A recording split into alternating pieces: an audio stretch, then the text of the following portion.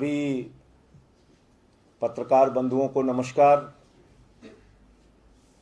सत्ता के उत्पीड़न, सत्ता के दंभ, सत्ता के अहंकार और सत्ता की जातियों की बहुत सारी कहानियां आपने सुनी होंगी। लेकिन आज जब मैं आपसे बात कर रहा हूं, अपना पूरा जीवन देश और समाज के लिए समर्पित करने के बाद उत्तर प्रदेश की योगी सरकार ने मेरे खिलाफ देशद्रोह का मुकदमा किया है। योगी जी कह रहे हैं कि मैं देशद्रोही हूं। 3 महीने में 13 मुकदमे मेरे खिलाफ किए।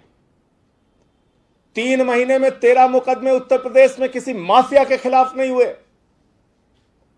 और मेरा गुनाह क्या है, मेरा अपराध क्या है? और मैंने आज देश के सर्वोच्च सदन में माननीय सभापति जी से भी पूछा कि मान्यवर, अगर मैं देशद्रोही हूं तो मुझे जेल में डाल दिया जाए। और मुझे प्रसन्नता है कि आज 12 राजनीतिक दलों के 37 सांसदों ने मेरा समर्थन किया और माननीय सभापति जी ने सदन को भरोसा दिया कि इस पूरे मामले की जांच कराएंगे। लेकिन यह देशद्रोह का मुकदमा हुआ क्यों? क्योंकि मैंने उत्तर प्रदेश में हो रही जाति और अपराध के खिलाफ आवाज उठाया। मैंने उत्तर प्रदेश में हो रही ब्राह्मणों की हत्या का मामला उठाया। मैंने उत्तर प्रदेश में हो रहे दलितों के हत्या का मामला उठाया। मैंने उत्तर प्रदेश में हो रहे राजभर समाज, मौर्य समाज, पाल समाज के साथ, यादव समाज के साथ, निषाद समाज के साथ हो रहे अन्याय का मुद्दा उठाया। इसलिए मेरे ऊपर देशद्रोह लग गया। क्योंकि मैंने विक्रम जोशी पत्रकार का मुद्दा उठाया। क्योंकि मैंने 3 बार के विधायक निवेंद्र मिश्रा की हत्या का मुद्दा उठाया। क्योंकि मैंने संजीत यादव के अपहरण और हत्या का मुद्दा उठाया, ब्रजेश पाल के अपहरण और हत्या का मुद्दा उठाया। वो मोहित रिक्शा चलाने वाला दलित युवक जिसको थाने में लाकर पीट पीट के थानेदार ने मार दिया लालगंज रायबरेली में, मैंने उसका मुद्दा उठाया। और इसलिए मेरे खिलाफ देशद्रोह कर दिया गया। क्योंकि जब पूरा देश कोरोना से जूझ रहा है, इस महामारी से लड़ रहा है, पूरे देश में लोगों की जान जा रही है, उत्तर प्रदेश के 2 मंत्री अपनी जान गंवा चुके हैं, कई विधायक पॉजिटिव हो गए हैं, जनता के रोज 5-6 हजार नए केसेस आ रहे हैं, उस समय हमने कहा उत्तर प्रदेश में ऑक्सीमीटर के नाम पे घोटाला हो रहा है, थर्मोमीटर के नाम पर घोटाला हो रहा है। योगी जी ने 800 का ऑक्सीमीटर 5000 में क्यों खरीदा, ये बताइए। मैंने सदन में मुद्दा उठाया कि 1600 का थर्मोमीटर 13000 में क्यों खरीदा, बताइए। 800% कमीशन, शमशान में दलाली। ऐसे समय में जब कोरोना से लोग मर रहे हैं, आप दलाली और भ्रष्टाचार कर रहे हैं, यह मुद्दा मैंने उठाया। और उसको लेकर एक सर्वे कराया। जब उत्तर प्रदेश की जनता के बीच में गया, जगह जगह उनसे मिला, जानकारी ली, तो मैंने सर्वे कराया कि उत्तर प्रदेश की सरकार पर आरोप लग रहा है कि वो जातिवादी है, ठाकुरवादी है। 63% लोगों ने हमारे सर्वे में हां कहा, 29% लोगों ने ना कहा। 63% लोगों ने कहा कि हां, यह सरकार जातिवादी है। तो जातिवाद करना, उत्तर प्रदेश में हत्याएं हो रही हैं, हत्याएं कराना, उत्तर प्रदेश में लूट की घटना हो रही है, लूट की घटना होना, मासूम बच्चियों के साथ बलात्कार हो रहा है, बलात्कार की घटना होना, यह देशद्रोह नहीं है। लेकिन अगर आप ये पूछ लेते हैं कि यह सरकार जातिवादी है या नहीं है, तो वो देशद्रोह है। मुझे देशद्रोही बना दिया गया। आपने कभी आज तक सुना नहीं होगा हिंदुस्तान में, महोबा के एक एसपी और डीएम, उन्होंने इंद्रकांत त्रिपाठी नाम के एक व्यापारी से रंगदारी वसूली, रंगदारी, और जब पैसे देने से उसने मना कर दिया उस व्यापारी ने, तो गोली मरवा के उसकी हत्या करवा दी। योगी जी, हत्या करवाना देशद्रोह है। और आप कह रहे हैं कि मैं देशद्रोही हूं इसलिए कि आपके चेहरे को बेनकाब किया, इसलिए कि आपके चेहरे से जो ये घोटाले आप कर रहे थे, इस पर्दे को हमने खींच के नोच के आपके चेहरे को सबके सामने किया और हमने कहा कि पीपीई किट में घोटाला मत करो, ऑक्सीमीटर थर्मोमीटर में घोटाला मत करो। और तो और एक एनालाइजर जो 1,45,000 का जेम पोर्टल पे, सरकारी पोर्टल पे मिलता है, वो योगी जी ने 3,30,000 रुपए में चीन की कंपनी से खरीदा। चीन की कंपनी से, जिसका बहिष्कार करने की बात भाजपा कहती है, जिस चीन ने हमारे 20 जवानों को शहीद कर दिया, उस चीन से 3,30,000। तो मैं योगी जी से कहना चाहता हूं, मैं जा रहा हूं 20 तारीख को। इस देशद्रोह की नोटिस में पहले आईटी एक्ट में मुकदमा लिखा गया, पहले अज्ञात में मुकदमा लिखा गया, लेकिन जब मैंने कोरोना घोटाले को उठा दिया संसद में, तो कल ही शाम को मेरे पास नोटिस आ गई और उसमें देशद्रोह की धारा बढ़ा दी गई। आईटी एक्ट की धारा में देशद्रोह की धारा, और कोई शायद धारा छूटी नहीं जो धारा न लगा दी गई हो। डीएम और एसपी उत्तर प्रदेश के अंदर हत्याएं करवा रहे हैं, रंगदारी वसूल रहे हैं। ये मामले मैं बार बार उठाता रहूंगा। कोरोना में घोटाला हो रहा है, ये मामला मैं बार बार उठाता रहूंगा। और 20 तारीख को जो नोटिस आई है, मैं संसद का एक जिम्मेदार सदस्य हूं, सदन की कार्रवाई छोड़ता नहीं, प्रतिदिन सदन में उपस्थित रहता हूं। 9 बजे सिग्नेचर करके पार्लियामेंट में माननीय सभापति जी को बताकर मैं यहां से निकल जाऊंगा और 20 तारीख को ही लखनऊ के अंदर थाने में जाकर अपनी गिरफ्तारी दूंगा। मुझे मालूम है कि मुझे 20 तारीख को गिरफ्तार करके जेल भेजा जाएगा। मैं उत्तर प्रदेश के लोगों से कहना चाहता हूं, मैं ब्राह्मण भाइयों से कहना चाहता हूं, मैं दलित भाइयों से कहना चाहता हूं, मैं मौर्य समाज के लोगों से कहना चाहता हूं, यादव समाज के लोगों से कहना चाहता हूं, पाल समाज और निषाद समाज के लोगों से कहना चाहता हूं, एक नहीं 1,000 मुकदमे मेरे ऊपर कर दो, जितना चाहे जेल में रखो, लाठियां चलवाओ, मुकदमे लिखवाओ, लेकिन आप ये कभी मत सोचना योगी जी कि मैं अपनी आवाज बंद कर दूंगा। कभी मत सोचना कि मैं जुल्म के खिलाफ बोलना बंद कर दूंगा। कभी मत सोचना कि मैं इन हत्याओं के खिलाफ अपनी आवाज नहीं उठाऊंगा। मैं बार बार अपनी आवाज उठाऊंगा। 20 तारीख को जाऊंगा, अपनी गिरफ्तारी दूंगा। आप उत्तर प्रदेश के लोगों के लिए, उनकी आवाज उठाने के लिए अगर मुझे गिरफ्तार करना चाहते हैं तो मुझे जेल भेजिए।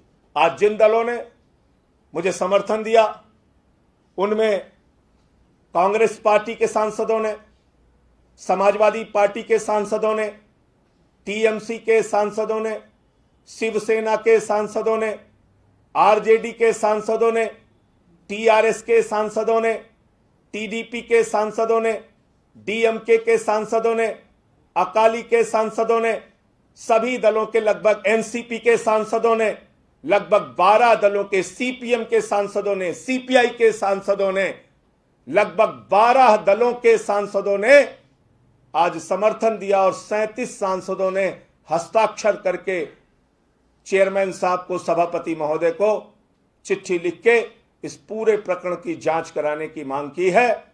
और इसमें दूध का दूध, पानी का पानी होना चाहिए।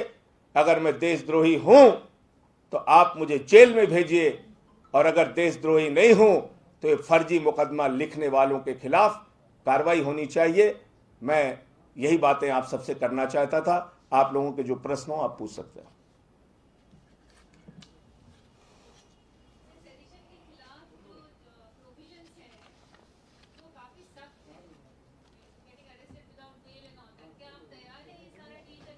सौ 100% तैयार हैं, और मैं 20 तारीख को जाऊंगा। मुझे योगी सरकार गिरफ्तार करे, जेल में भेजे, मुझे इसकी चिंता नहीं है, लेकिन इनके जातिवादी चेहरे को, लोगों के साथ अन्याय कर रहे चेहरे को बेनकाब करूंगा। उसमें मुझे कोई नहीं रोक पाएगा।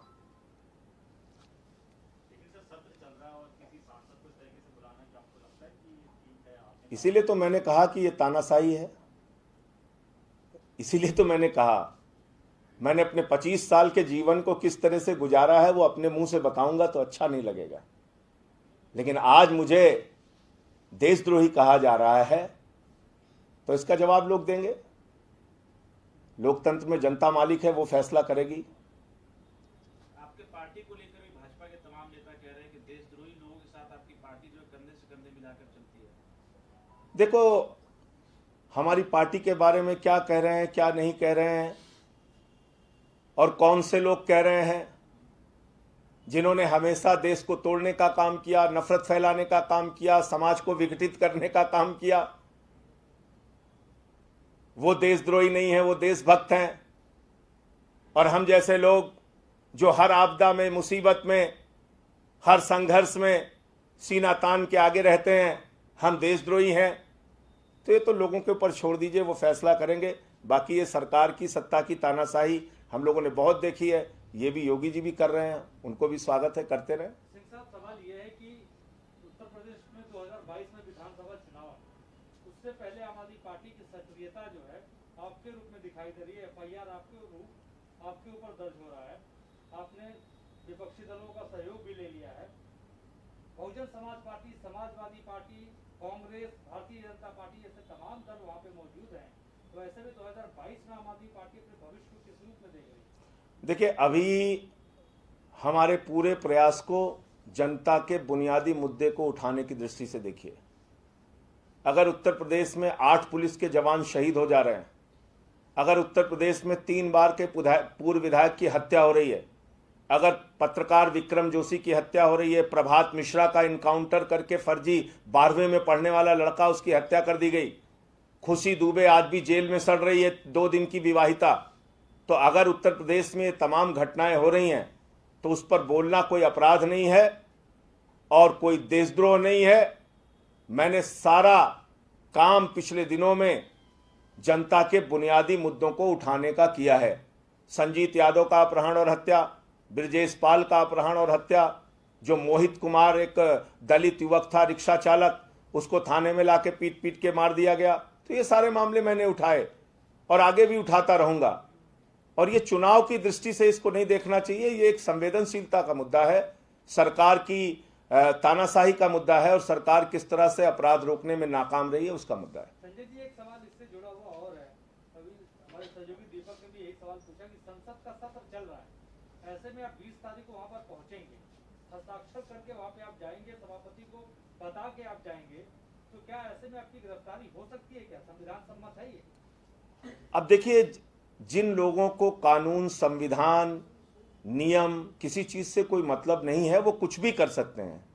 लेकिन मैं सिर्फ इतना कहना चाह रहा हूं कि इन बंदर भुड़कियों से, इन मुकदमों से, इन कार्रवाइयों से मैं न रुकने वाला हूं, न डरने वाला हूं, न थमने वाला हूं। मैं अपना काम करता रहूंगा, उनको जो करना है करने दीजिए। सर, आपने 2 लेटर लिखे थे, एक राज्यसभा चेयरमैन को भी लिखा था, एक प्रिविलेज कमेटी में भी आपने मूव करा था मोशन, उनमें आगे क्या हुआ सर?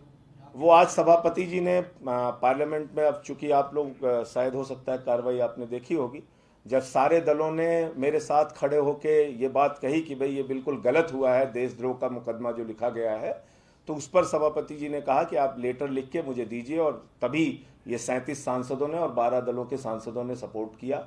उन्होंने लेटर साइन करके दिया है, वो कॉपी भी अभी मैं आपको दे दूंगा। ये वो चिट्ठियाँ हैं जिसमें सबके साइन हैं, ये वो सारे दलों के साइन हैं, तो ये उन्होंने दिया है।